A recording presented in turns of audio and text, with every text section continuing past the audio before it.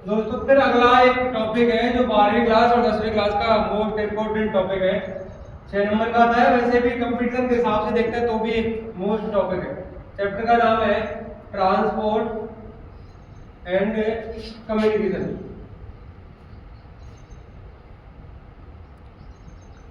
परिवहन एवं संचार। इस चैप्टर के बारे में अगर हम देखते हैं, इस चैप्टर की सबसे बड़ी जो बात है वो ये है कि 6वीं क्लास से हम इसको पढ़ते आ रहे हैं, लेकिन इस परिवहन का मतलब, परिवहन होता क्या है? ट्रांसपोर्ट, किसी भी चीज को, किसी भी सामान को, किसी भी वस्तु को एक जगह से दूसरी जगह पे शिफ्ट करना। एक जगह से दूसरी जगह किस सामान की वजह से, किस चीज की वजह से, किस व्हीकल की वजह से हम लेके जाते हैं, वो कहलाता है ट्रांसपोर्ट, यानी परिवहन कहलाता है। और इस परिवहन की जब हम बात करते हैं, परिवहन 3 प्रकार का होता है। परिवहन 3 प्रकार का होता है। एक होता है स्थल परिवहन, एक होता है जल परिवहन और एक होता है वायु परिवहन। वायु परिवहन। अब ये पहले भी इसका मॉडल वही था और आज भी इसका वही। 6वीं क्लास में सिलेबस देखते तो भी हमको यही दिखता था और 12वीं में देखते तो भी यही दिखता है, लेकिन अब इसको थोड़ा सा हम विस्तृत रूप से पढ़ते हैं। पहले इसको हम शॉर्ट रूप से ऊपर से पढ़ते थे। अब स्थल परिवहन को देखते हैं तो स्थल परिवहन भी 3 प्रकार का होता है। सबसे पहले सड़क परिवहन, दूसरा रेल परिवहन, तीसरा पाइपलाइन परिवहन। पाइपलाइन परिवहन। जल परिवहन को देखते हैं तो ये 2 प्रकार का होता है। ये 3 प्रकार का था, ये 2 प्रकार का होता है। एक होता है आंतरिक जल परिवहन, एक होता है महासागरीय जल परिवहन। लेकिन एक बात बोलने की होती है कि इधर हम देखें तो आंतरिक जल परिवहन क्या होता है, देखिए कि हम एक जगह से, एक देश के अंदर ही कर रहे हैं परिवहन। अगर हमने भारत में यूपी से किया इलाहाबाद से, और हम जा रहे हैं वहां से थोड़ा सा आगे यूपी में किस जगह तक जा रहे हैं, जहाज लेके, जहाज के माध्यम से किस सामान को एक जगह से दूसरी जगह पर ट्रांसफर कर रहे हैं, तो भारत के अंदर ही रहा। यूपी में भी गए तो भी, और यूपी से अगर हम वेस्ट बंगाल में पहुंचे तो भी भारत में ही रहा। एक तो उधर यूपी उत्तर प्रदेश, तो वो भी भारत की एक राज्य है, और उधर हम वेस्ट बंगाल देखते हैं तो वो भी एक भारत का ही राज्य है। तो हम इसे राष्ट्रीय भी बोल सकते हैं, आंतरिक को हम राष्ट्रीय भी बोल सकते हैं, कोई प्रॉब्लम नहीं है।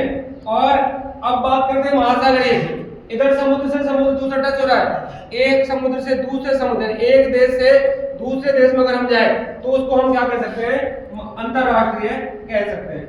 इसका जो बेनिफिट है वो बेनिफिट ये रहेगा कि जो आपका वायु परिवहन है, कि जो आपका वायु परिवहन है वो 2 प्रकार का होता है। एक तो राष्ट्रीय है और एक होता है अंतरराष्ट्रीय।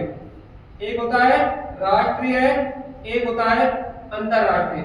अब अगर हम अंतरराष्ट्रीय की बात करें तो वो भी एक देश के अंदर ही है, और हम राष्ट्रीय की बात करें, सॉरी, अगर हम आंतरिक की बात करते हैं तो वो भी एक देश के अंदर ही है, और राष्ट्रीय की बात करते हैं तो वो भी एक देश के अंदर ही है।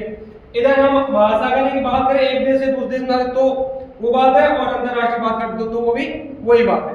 तो बात हमने देखी इनकी। तो अभी देखिए राष्ट्रीय परिवहन, राष्ट्रीय वायु परिवहन कौन सा होता है? जैसे किसी भी हवाई जहाज का दिल्ली से उड़ना था पालम से और जयपुर में आना था सांगनेर हवाई अड्डा, तो एक देश का ही हुआ। दिल्ली भी एक देश में ही है, भारत में ही है, और जयपुर भी एक देश में ही है।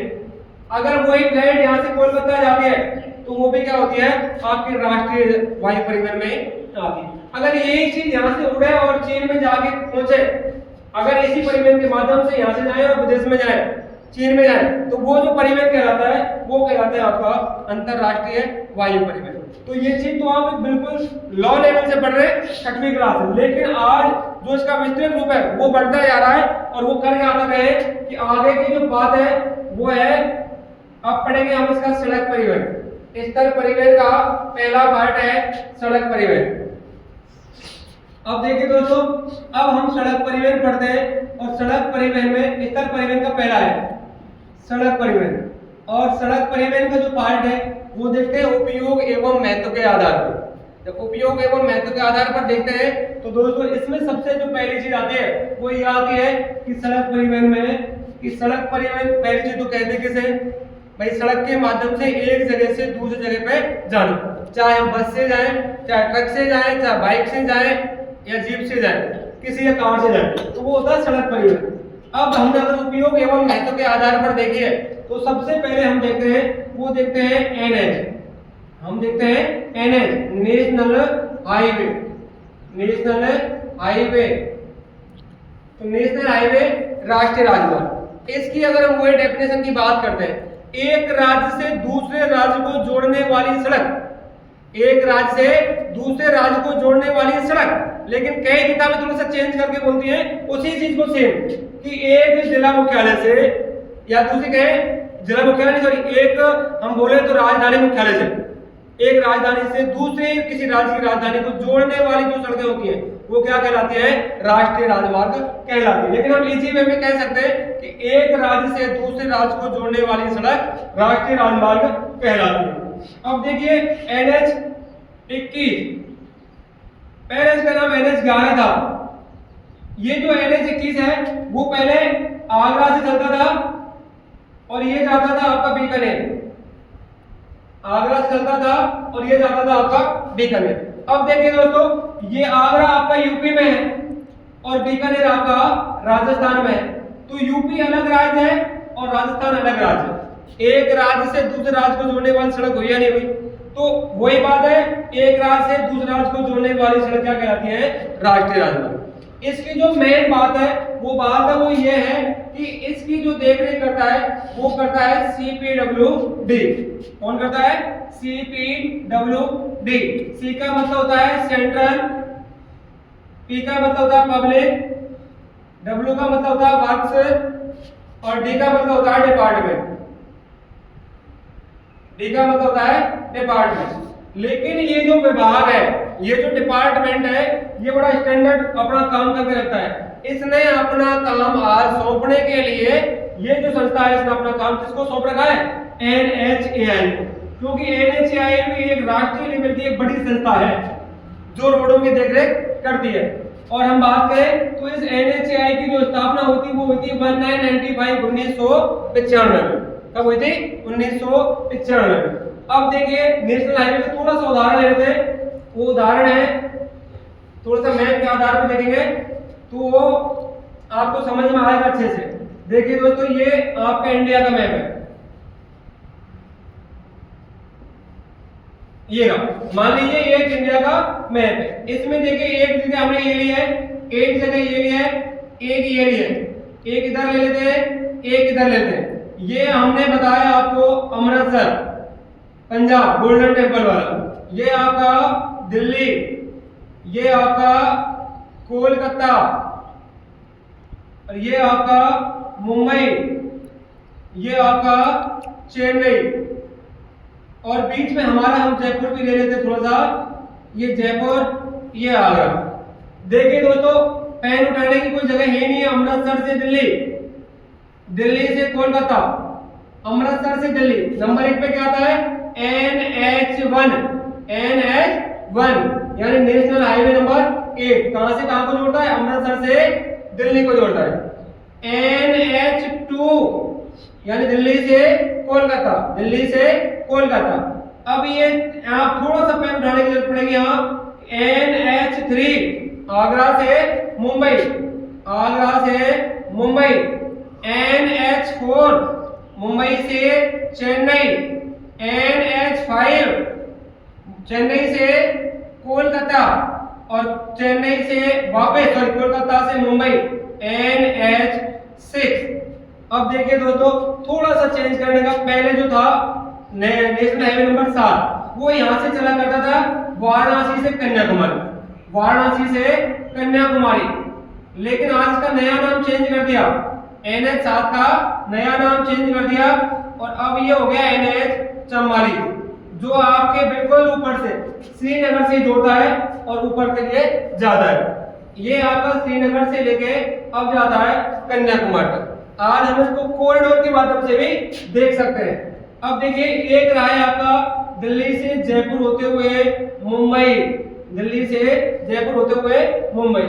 अब एक बात समझ में आपको आई होगी कि अमृतसर से दिल्ली होते हुए कोलकाता, ये जो रोड था ये पहले पाकिस्तान तक जाता था, कराची लाहौर तक।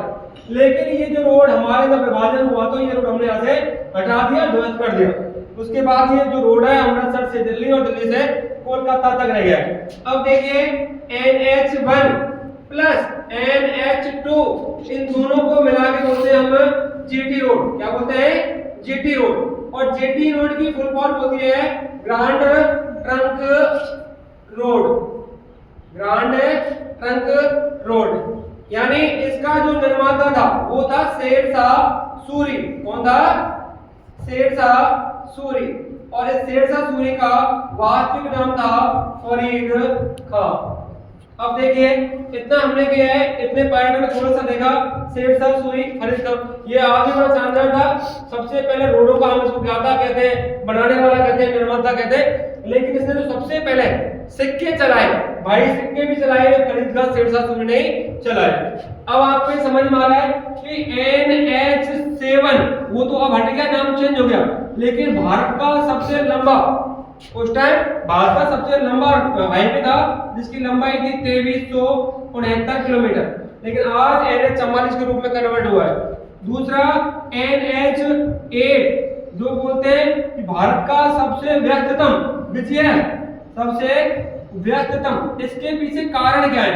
इसके पीछे कारण है क्योंकि जो इसका भारत का उत्तरी भाग है, हम बोले कि 9 राज्य जो तटीय सीमा बनाते हैं, इसके ऊपर के जो राज्य हैं इनमें क्या होता है कि ये जो राज्य है इनमें ऊपर समुद्री सीमा नहीं लगती। अब हम कोई भी माल मंगवाते हैं विदेश से, कोई भी भारी भरकम मशीन मंगवाते हैं तो वो पानी के माध्यम से, जहाज के माध्यम से ही आती है। अब वो जहाज के माध्यम से अगर आती है तो हम उसको करें कैसे, मंगवाएं कैसे? भाई हम हवाई परिवहन, वायु परिवहन से मंगवा नहीं सकते क्योंकि महंगा पड़ता है, तो हम मंगवाते हैं किस भी साधन से? पानी के जहाजों से, जल परिवहन से। तो जल परिवहन पे मंगवाएंगे तो ये इधर मुंबई, हमारे राजस्थान का भी हम अगर देखते हैं तो सबसे जो नजदीक बंदरगाह है, राजस्थान का सबसे जो नजदीक बंदरगाह है वो कांडला बंदरगाह है, जिसका नया नाम भी चेंज कर दिया कांडला बंदरगाह का भी, उसका नाम कर दिया पंडित दीनदयाल बंदरगाह है। दीनदयाल बंदरगाह है। अब देखिए दोस्तों, ये आपको समझ में आया होगा, इसकी देखरेख कौन करता था? CPWD करता था। लेकिन CPWD जो डिपार्टमेंट है उसमें थोड़ा सा अपना काम किया और अपना काम किसको सौंप रखा है? NHAI। हालांकि ये जो संस्था कार्यरत आज भी है, लेकिन काम कौन कर रहा है इसका? NHAI। अब इनके माध्यम से आपको समझ में आ गई होगी कि ये नेशनल हाईवे, देखिए अमृतसर पंजाब में है, दिल्ली खुद एक केंद्र शासित प्रदेश में आता है, तो ये अलग राज्य है, ये अलग हुआ, दोनों एक राज्य से दूसरे राज्य को जोड़ने वाले। सेम ये कि ये इधर ये वेस्ट बंगाल में है, ये दिल्ली से मुंबई ये महाराष्ट्र में है, कन्याकुमारी तमिलनाडु में है, चेन्नई आंध्र प्रदेश में आ जाती है। तो एक राज्य से दूसरे राज्य की जो कनेक्टिविटी हो रही है वो हम नेशनल हाईवे के माध्यम से हो रही है। तो ये हुआ दोस्तों। अब जो अगला आता है आपका वो आता है राज्य राजमार्ग।